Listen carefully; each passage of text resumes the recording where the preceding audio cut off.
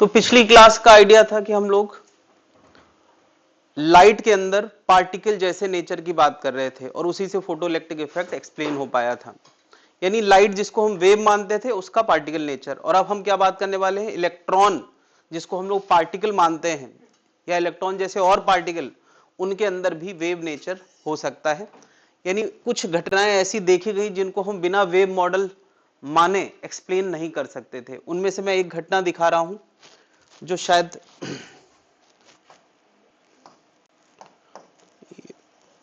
ये शायद पिक्चर कहीं से लिया गया है इसलिए कॉपीराइट पड़ा है इसमें। खैर, तो ये घटना जो है एक एक्सपेरिमेंटल फोटो दिया गया है यहाँ पे कि अगर कुछ 20-25 इलेक्ट्रॉन दो स्लिट से पास कराए गए तो इस सामने पर्दे पे इलेक्ट्रॉन कहां कहां गिरे उसका ये फोटो है। ठीक है, फिर 1000 इलेक्ट्रॉन ऐसे पैरेलल बीम के फॉर्म में गिराए गए, उसका ये फोटो है। और फिर कुछ 10,000 इलेक्ट्रॉन यानी भीड़ इलेक्ट्रॉन की गिराई गई तो उसका फोटो कुछ ऐसा आया। अब यहां पे सरप्राइजिंग बात क्या है कि बताओ, अच्छा दो होल हैं और इलेक्ट्रॉन की पैरेलल बीम ऐसे गिराई जा रही, तो तुम क्या एक्सपेक्ट करते हो, इलेक्ट्रॉन कहां इकट्ठा होना चाहिए? अरे अगर तुम ऐसे सोचो, इलेक्ट्रॉन को धूल के कण के फॉर्म में, तो धूल अगर ऐसे आ रही है तो क्या हम उम्मीद करते हैं कि धूल यहां इकट्ठा होना चाहिए और यहां इकट्ठी होना चाहिए? होल के सामने धूल ज्यादा इकट्ठा होना चाहिए, धूल के पार्टिकल। अब इलेक्ट्रॉन भी पार्टिकल है, अगर पार्टिकल सही में है तो होल के सामने ज्यादा इकट्ठा होना चाहिए थे। लेकिन जरा यहां देखो, ये पैटर्न जो समझ में आ रहा है, इसमें क्या नजर आ रहा है कि इलेक्ट्रॉन बीचों बीच सबसे ज्यादा गए हैं इस रीजन में, फिर थोड़ा देर के लिए अंधेरा है, फिर एक साथ बहुत सारे इलेक्ट्रॉन गए हैं, फिर अंधेरा, अंधेरा मतलब इलेक्ट्रॉन नहीं है, फिर इलेक्ट्रॉन गए हैं। क्या ऐसा हमने पार्टिकल के लिए एक्सपेक्ट नहीं किया था? ऐसा हमने यंग डबल स्लिट एक्सपेरिमेंट में वेव के लिए देखा था कि अगर पैरेलल बीम और वेव डाली जाए सेम फेज पे, यहां से शुरू करें तो पर्दे पे वो कहीं कहीं मैक्सिमा कहीं कहीं मिनिमम बनाते हैं। क्या इलेक्ट्रॉन पार्टिकल है, पार्टिकल के अंदर वेव जैसी कोई कैरेक्टरिस्टिक नहीं है, तो ऐसा पैटर्न हमें देखने को नहीं मिल सकता। कोई इलेक्ट्रॉन यहां से बात करते हुए थोड़ी जा रहे हैं कि हम यहां यहां इकट्ठा होंगे। भाई उनके अंदर कोई ऐसी बात तो है नहीं कि यहां से बात करते हुए जा रहे कि भैया यहां हम लोग बैठेंगे आराम से चर्चा करेंगे। तो ऐसा कुछ है कि वो सामने पैटर्न बना रहे हैं। इसका मतलब इस क्राउड के अंदर हम लोग वेवलेंथ जैसी कुछ बात कर सकते हैं। तो किसी के मन में आया क्यों ऐसे कर सकते हैं? मुझे बताओ, कैपिटल डी पर्दे की दूरी है, यहां वो वेल डिफाइंड टर्म है जिसको मेजर किया जा सकता है। स्मॉल डी दोनों स्लिट्स के बीच का गैप है, वेल डिफाइंड है, इसको मेजर किया जा सकता है। मान लिया इसका फर्स्ट ब्राइट या सेकेंड ब्राइट कितनी हाइट पे है, कि वो हाइट हम पता कर ले। ऑब्वियसली क्या कहां कहां हाइट ब्राइट वाली है वो हम मेजर कर सकते हैं कि नहीं? तो अब वो फॉर्मूला जो ब्राइट का होता था, फर्स्ट ब्राइट का, डी लैम्डा बाई डी, में से कैपिटल डी मेजर कर सकते हैं, स्मॉल डी मेजर कर सकते हैं, वाई मेजर कर सकते हैं। ये सब एक्सपेरिमेंट में उसके सेटअप से पता किया जा सकता है। और जब ये तीनों पता चल जाएंगे तो लैम्डा तो निकलेगा, नहीं निकलेगा? लेकिन वो लैम्डा है क्या, उसका पिक्चर क्या है, यहां पे पार्टिकल चल रहे हैं तो वेव कैसे सोचें, ये सब हमारे स्कोप से बाहर है। यानी इस क्राउड के अंदर एक कलेक्टिव वेवलेंथ है जिसका हम फोटो इमेजिन नहीं कर सकते, जिसका हम कोई पिक्चर इमेजिन नहीं कर सकते हैं, लेकिन वो वेवलेंथ हम मेजर कर सकते हैं। हम ये कह सकते हैं इतना वेवलेंथ इस भीड़ के अंदर, इलेक्ट्रॉन की क्राउड के अंदर कलेक्टिवली है। तो इसका मतलब कि इलेक्ट्रॉन के अंदर हमें वेवलेंथ बोलना पड़ेगा, क्योंकि उसके बोले बिना हम ये डबल स्लिट एक्सपेरिमेंट या इलेक्ट्रॉन का सिंगल स्लिट एक्सपेरिमेंट किया जाए तो जो डिफ्रैक्शन हमने देखा है वो डिफ्रैक्शन देखने को मिलता है। और जब ये सब देखने को मिलता है, इसका मतलब हमें लैम्डा तो बोलना पड़ेगा, भले हम मुझे विजुलाइज कर पाए या ना कर पाए। यही इलेक्ट्रॉन का वेव नेचर है ना? किसने खोजा इसको? डी ब्रॉगली नाम के साइंटिस्ट ने। और उसने फिर बोला कि एक्चुअली दुनिया में कोई चीज एब्सोल्यूट सेंस में पार्टिकल नहीं है, उसके अंदर वेव नेचर होता है, और दुनिया में कोई भी चीज वेव नहीं है, उसके अंदर पार्टिकल जैसा बिहेवियर होता है। इसी को हम वेव पार्टिकल डुअलिटी बोलते हैं। तो अब उसके इस फिनोमेना को कुछ पॉइंट्स में एक्सप्लेन किया गया है। तो डी ब्रॉगली ने क्या बताया, stream of moving particle has properties like wave and, और जब वेव है तो उसकी वेवलेंथ डिफाइन की जा सकती है। तो उसने वेवलेंथ का फॉर्मूला बनाया, लैम्डा इक्वल टू क्या, h बाई पी।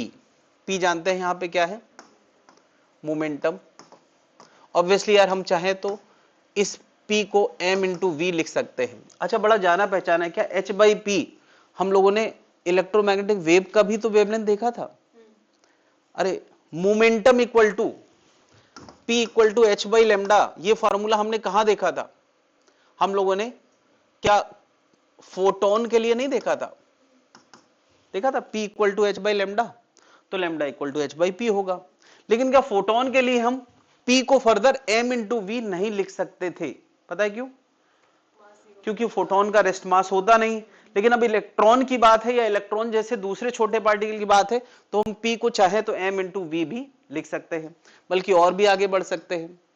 मुझे बताओ, हम लोगों ने हमेशा काइनेटिक एनर्जी को इस लुक में देखा है, पी स्क्वायर बाई 2m, किसी को याद है, हाफ एम बी स्क्वायर में m से ऊपर m से नीचे मल्टीप्लाई करें तो ये, तो p बराबर हम और क्या लिख सकते हैं, अंडर रूट 2m k। खैर, अब इस फॉर्मूले को एक स्टेप और आगे बढ़ाएंगे। कुल मिला के लेमडा का ये फॉर्मूला है h बाई पी। किसी भी ऐसे पार्टिकल के क्राउड के जो बहुत छोटे हैं और बहुत हाई स्पीड से चल रहे हैं, जल्दी उन्हीं के लिए ये सब काम करेगा। तो मैटर वेव का पिक्चर क्या है, लोगों के मन में तुरंत सवाल आता है, इसका विजुअलाइजेशन क्या है। अगर ये इलेक्ट्रॉन की क्राउड जा रही थी तो उसका हम वेव मॉडल कैसे विजुअलाइज करें, तो मैं क्या कह रहा हूं, कोई विजुअलाइजेशन नहीं है, क्योंकि ना तो ये मैकेनिकल वेव है, ना तो ये मैकेनिकल वेव है जैसे धागे वाली वेव होती थी, जैसे साउंड वेव होती थी, ये वो नहीं है। वहां एक्चुअली पार्टिकल वाइब्रेट करते थे। ना ये इलेक्ट्रोमैग्नेटिक वेव है जहां हम कह सकते हैं कि फील्ड के वेरिएशन चल रहे हैं, जैसा हम लाइट में विजन कर सकते थे। ये इसका अपना कोई विजुअलाइजेशन नहीं है, मैं एक बार में बोलूं, इसका कोई पिक्चर है ही नहीं। जैसे हम लोगों ने क्वांटम मॉडल ऑफ वेव में उसका कोई पिक्चर इमेजिन नहीं किया, इसका भी कोई पिक्चर इमेजिन करने की जरूरत नहीं है। मैंने बहुत समय तक कोशिश की, सोर्सेज ढूंढे, पता चला जवाब यही मिला कि होता है, बट सोचने की जरूरत नहीं है। ये the D Broglie wavelength is independent of charge and nature of the material. मतलब क्या, कि अगर इलेक्ट्रॉन किसी स्पीड से चल रहा है, पॉजिट्रॉन उसी स्पीड से चलने लगे, पॉजिट्रॉन समझते हैं, इलेक्ट्रॉन का अपोजिट नहीं, इलेक्ट्रॉन में नेगेटिव चार्ज होता है, पॉजिट्रॉन में पॉजिटिव चार्ज होता है। इलेक्ट्रॉन में जितना मास है, पॉजिट्रॉन में भी उतना ही मास होता है, उसको बीटा प्लस कहते हैं। तो चाहे इलेक्ट्रॉन चले उसी स्पीड से, चाहे पॉजिट्रॉन चले उसी स्पीड से, लेमडा दोनों का सेम होगा। इसका मतलब ये जो चीज है वो चार्ज से इंडिपेंडेंट है, चार्ज से फर्क नहीं पड़ता। यानी वही मोमेंटम चाहे इलेक्ट्रॉन का हो, चाहे पॉजिट्रॉन का हो, चाहे प्रोटॉन का हो, चाहे न्यूट्रॉन का हो, सबके लिए वेवलेंथ सेम बोला जाएगा। मेन चीज क्या मैटर करती है कि मोमेंटम क्या है। बात क्लियर है? तो ये भी बात समझ में आ गई, चार्ज से एसोसिएटेड नहीं, किस मटेरियल का है इससे भी एसोसिएटेड नहीं है ना, मटेरियल से एसोसिएटेड। तो मैटर वेव के ऑब्जर्वेशन आमतौर पे बड़े पार्टिकल पे देखने को नहीं मिलते हैं, है ना। Practical observation of matter wave is possible only when the D Broglie wavelength is a order of size of particle. मतलब अब कोई चाहे कि हम ईंटों और पत्थरों में यही पैटर्न पता कर लें तो ये देखने को नहीं मिलेगा, है ना। यानी साइज ऑफ वेवलेंथ के ऑर्डर का अगर पार्टिकल है, यानी लैम्डा और पार्टिकल का साइज मैच करता हुआ है, तो वहां हमें ऐसे ऑब्जर्वेशन देखने को मिलते हैं।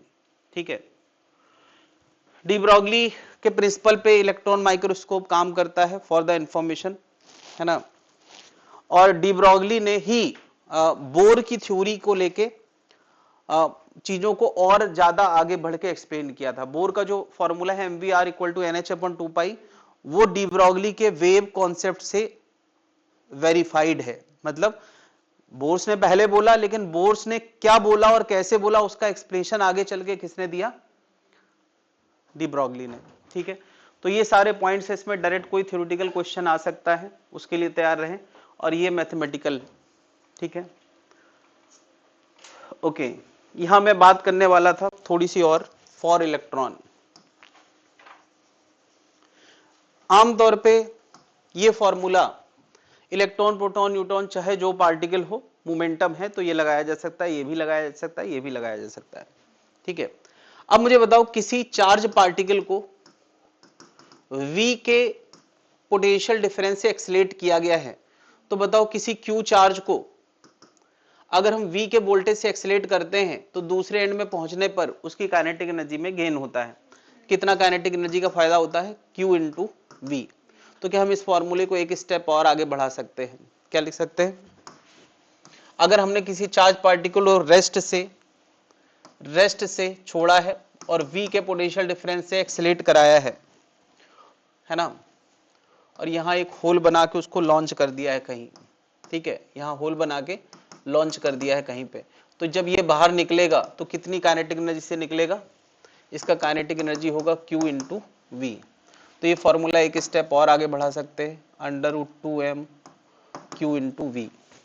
अब यही फॉर्मूला इलेक्ट्रॉन के लिए मैं और आगे बढ़ाना चाह रहा हूं। लैम्डा इलेक्ट्रॉन के लिए h upon √2m E into V. ठीक है, क्या बताओ h की वैल्यू सबको पता है, फिक्स होती है, कोई नहीं बदल सकता।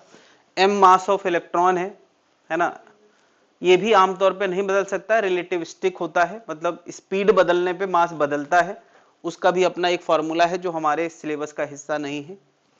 ई चार्ज ऑफ इलेक्ट्रॉन है, ये किसी चीज पे डिपेंड नहीं करता, ये हमेशा फिक्स रहता है। क्या इतनी चीजें सब हमेशा फिक्स हैं? वी हमारे ऊपर डिपेंड करता है कि हम कितने पोटेंशियल डिफरेंस से इलेक्ट्रॉन को एक्सलेट करते हैं। तो क्यों ना ये कैलकुलेशन हम कर ले। तो ये कैलकुलेशन करके आता है 12.27 इंटू 10⁻⁻10 अपॉन √v। और अच्छी बात है कि अगर ये 10⁻⁻10 में है तो मैं लैम्डा मीटर में क्यों निकालूं, ये मीटर वाला आंसर है। ठीक है, तो हम सीधे क्या लिख दें, लैम्डा इन एंगस्ट्रॉम का फॉर्मूला क्या बन जाएगा, 12.27 अपॉन √v।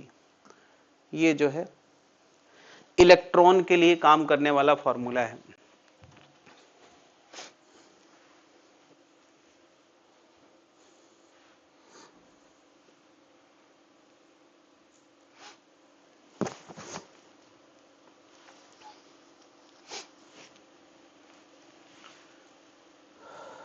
तो डिफरेंट लुक्स हैं, पता नहीं कब किस लुक में इस फॉर्मूले को यूज करना पड़ जाए इलेक्ट्रॉन के लिए, और जब हमें लैम्डा एंगस्ट्रॉम में निकालना हो तो ये फॉर्मूला है।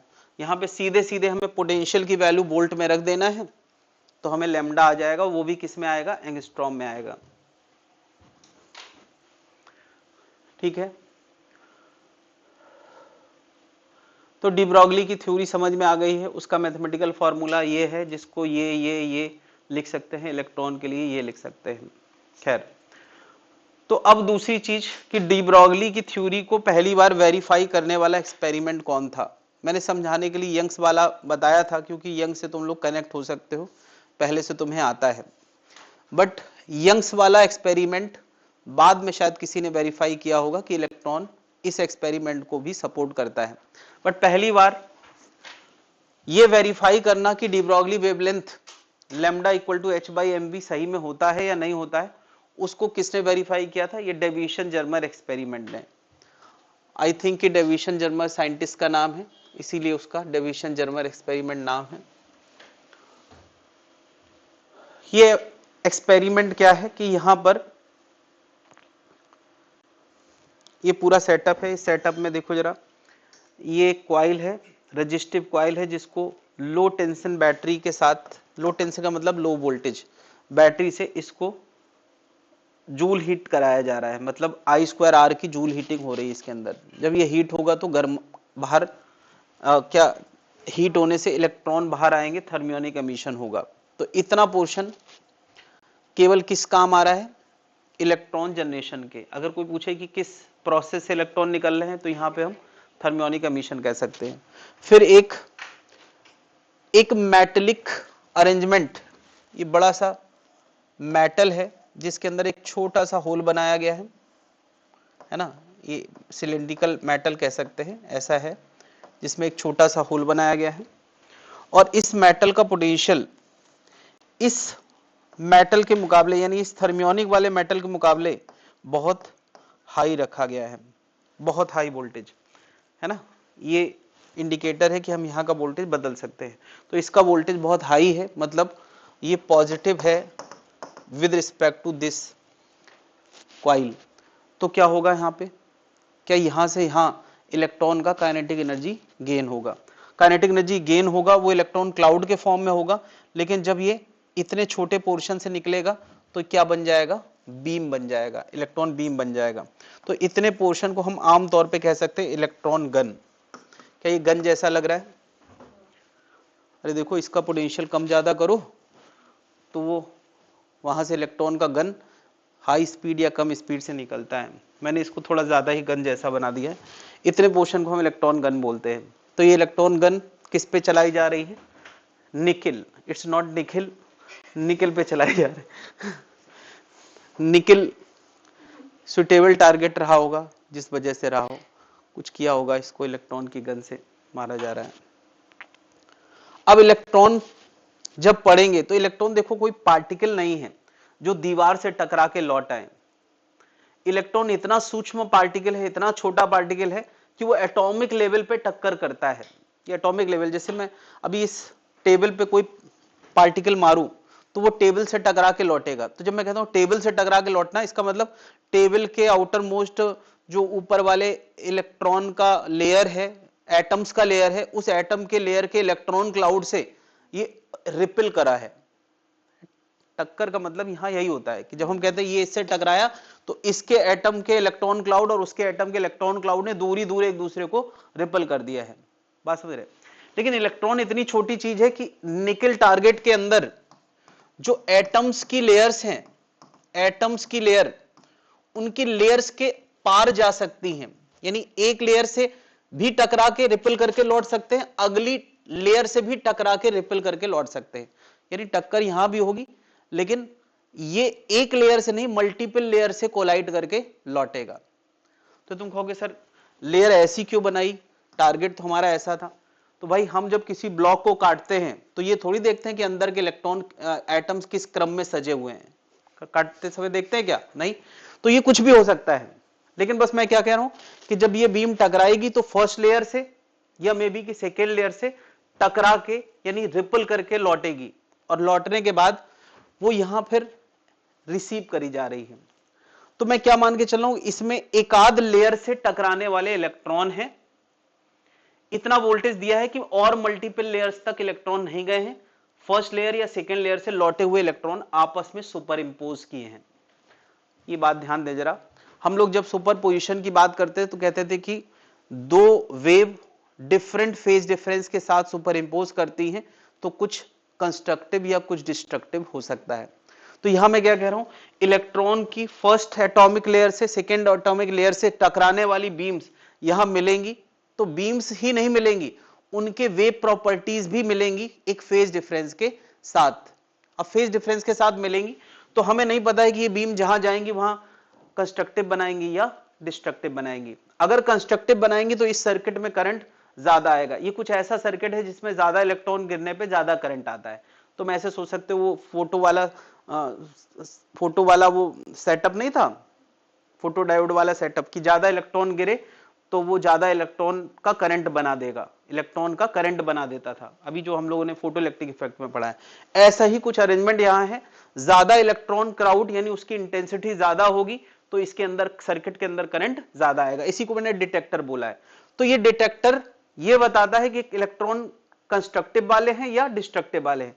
एंगल बदल बदल के हमने ऐसा एंगल ढूंढा जहां पर ये कंस्ट्रक्टिव वाला असर दे रहा था, कंस्ट्रक्टिव वाला असर दे रहा था। खैर अभी हम इसकी और बात करेंगे। तो देखो यार, ये सेटअप जिसमें बहुत ज्यादा मल्टीपल लेयर्स के इलेक्ट्रॉन ना लौटे, एक ही दो लेयर के लौटे, उसके लिए ये जो वोल्टेज रखा गया था 54 वोल्ट रखा गया था, ये फिक्स है, मतलब इस एक्सपेरिमेंट सेटअप के लिए 54 वोल्ट रखा गया था। पहली बात। दूसरी बात, ये जो थीटा आया था जिस पर कंस्ट्रक्टिव इंटरफेरेंस मिला था वो कितना था? 50 डिग्री।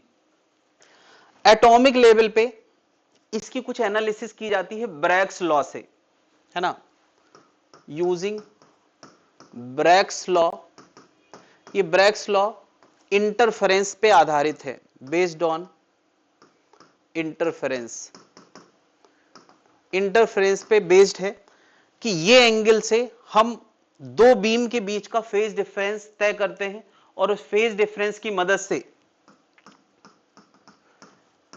लेमडा लाते हैं। फेज डिफरेंस किसकी मदद से तय करते हैं? थीटा की मदद से। ये थीटा और फाई सेम चीज नहीं है, make it clear.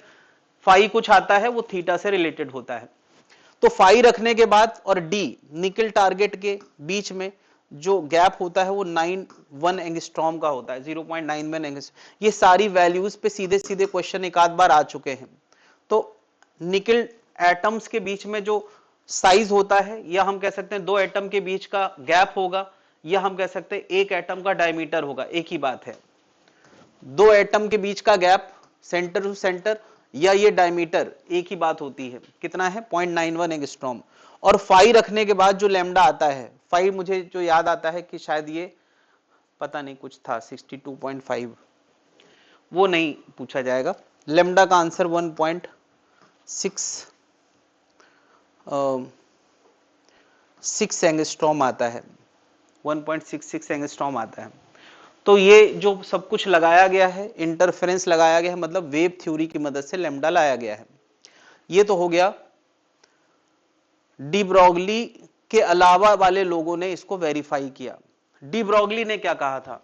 De Broglie ने कहा था 12.27 upon under root B angstrom. नहीं, तो अगर कोई 12.27 अपॉन अंडर रूट बी, कितना वोल्टेज हमने लगाया है? अंडर रूट 54 करेगा, तो इसका आंसर 1.65 एंगस्ट्रॉम आता है। ठीक है, तो क्या डी ब्रॉगली का निकाला हुआ वेवलेंथ और इसका वेवलेंथ वेरीफाई हो रहा है, इसका मतलब इलेक्ट्रॉन के अंदर वेव नेचर है, तभी तो वेव थ्योरी से वो वेरीफाई हुआ है। यानी इंटरफेरेंस की वेव थ्योरी से निकाला गया लैम्डा और डी ब्रॉगली की थ्योरी से निकाला गया लैम्डा सेम है। इसका मतलब कि वेव नेचर इलेक्ट्रॉन के अंदर एग्जिस्ट करता है।